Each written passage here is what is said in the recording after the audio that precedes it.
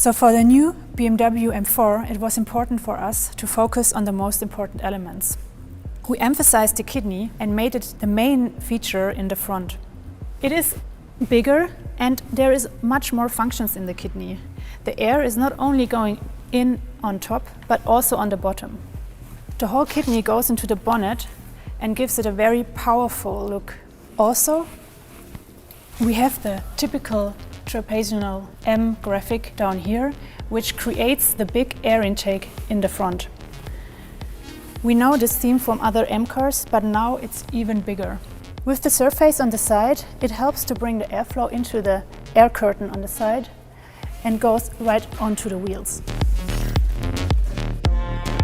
The car has a wider track than the series car. This is good for driving stabilities, but it's also great for design because the car gets better stance. To emphasize this, we have a crease line here in the wheel arch in the front, so the car gets really sitting on the road. When we go in the back of the car, we have the same sharp line than in the front.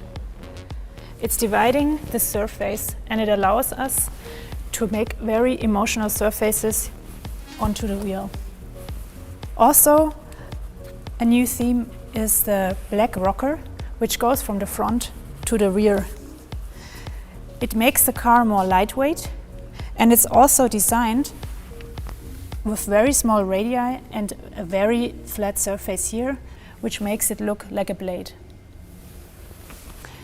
In the rear, we have also focused on the most important elements, which is the exhaust pipes. The double round exhaust pipes are known with all our M cars. All the surfaces help to emphasize them. They are bigger than the predecessor and they are embedded in a very big diffuser. And the two fins on the side go directly into the carbon fiber, where you also have the same fins in the roof. So the M4 is a simple and bold statement. All the M cars are polarizing, and they are not necessarily pleasing everyone. They are meant to move people, not only physically, but also emotionally. Yep. And I think probably the most iconic element of the front on the new M4 are the kidneys. And those kidneys have been carried over identically in their external perimeter geometry on the race car. They've been opened up internally for the care and feeding of the racing engine, but ultimately it's still the same geometry on the perimeter, and it's also very, very similar at the front with the trapezoidal sort of lower mouth of the car. And I think together with those elements, the headlights also have this kind of very strong forward inclination, and that's also referencing the new M4, but carrying it slightly further and giving it a little bit even more determined expression. And for a race car, I think that's entirely appropriate given the purpose of it. Also at the front, we have a reference to the air curtain from the new M4, but in this sense, we've actually installed corner lights for improved visibility at super high speeds during endurance races. And this boomerang shape is actually the same as the shadow that's created on the new M4's front surface. But for the race car, this contour is incredibly important for the aerodynamic performance at elevated speeds, but also at different angles of yaw. And so that's one of the reasons this corner is a bit different than on the M4. Another important aerodynamic element of the race car is the front splitter. And that front splitter creates quite a bit of downforce, but it's also essential to the feed of the underfloor, which is also an incredibly important aerodynamic component. But that front splitter transitions around to the side, and you can see that same carbon fiber construction carries over to the rocker panel. And that rocker panel actually continues in a graphical way all the way to the back and serves to thin the car in terms of the overall proportion, in terms of how you would read it from a distance. There's also a kick on the race car that gives a little bit of a forward inclination to that lower graphic.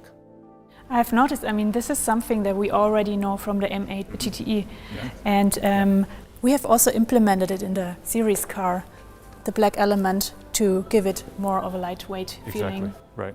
Yeah, it helps the proportion.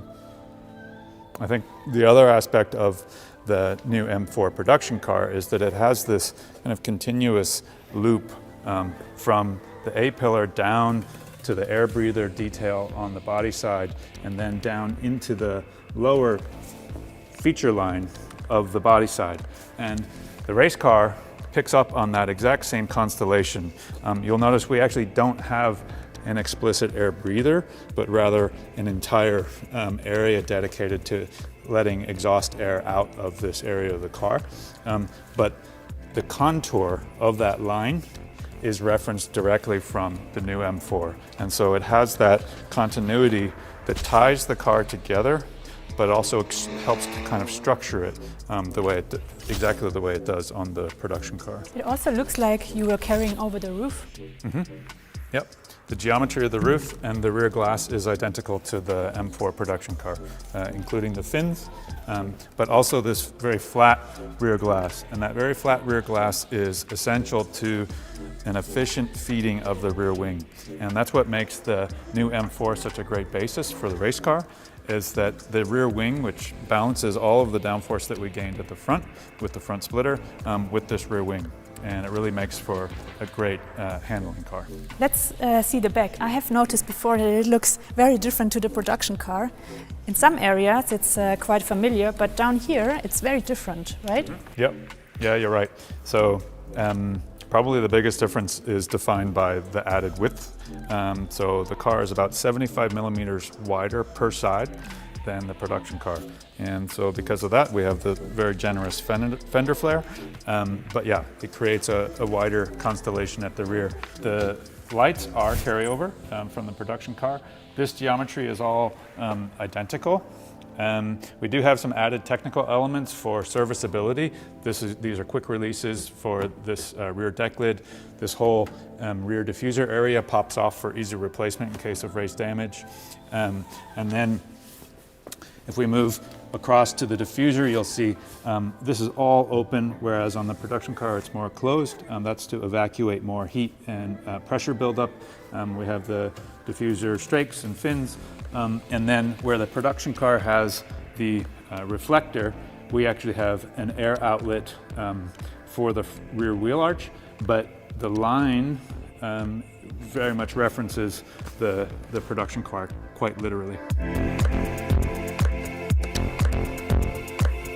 All right, I mean, this shows quite clearly how these two cars are developed from the road to the racetrack and from the racetrack to the road. Mm-hmm. Yeah, exactly.